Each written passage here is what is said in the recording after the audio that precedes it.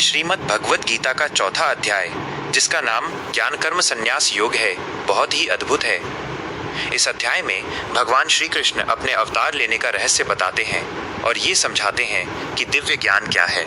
यहाँ इस अध्याय की प्रमुख बातें दी गई हैं। 1. गीता के ज्ञान की प्राचीनता।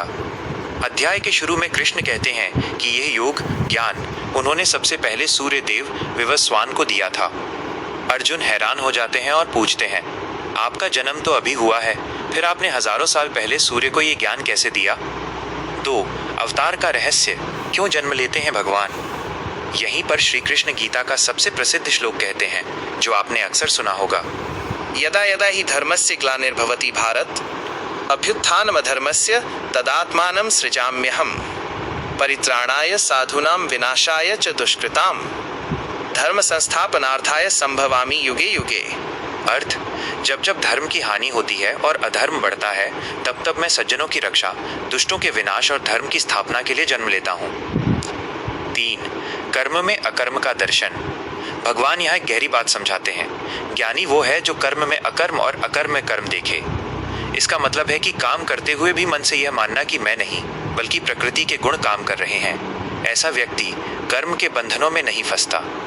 4. ज्ञान की महिमा, ज्ञान की तलवार। श्री कृष्ण कहते हैं कि संसार में ज्ञान के समान पवित्र और कुछ भी नहीं है। जैसे प्रज्वलित अग्नि लकड़ी को जलाकर राख कर देती है, वैसे ही ज्ञान की अग्नि मनुष्य के सभी पापों और बुरे कर्मों को जलाकर भस्म कर देती है। वे अर्जुन से कहते हैं, अपने हृदय में स्थित अज्ञान से पैदा हुए संशय, डाउट को ज्ञान रूपी तलवार से काट डालो और युद्ध के लिए उठ खड़े हो। चौथे अध्याय की मुख्य सीख। 1. सच्चा गुरु। दिव्य ज्ञान प्राप्त करने के लिए एक सच्चे गुरु की शरण में जाना चाहिए, उन्हें प्रणाम करना चाहिए और सेवा भाव से प्रश्न पूछना चाहिए। 2. श्रद्धा की शक्ति।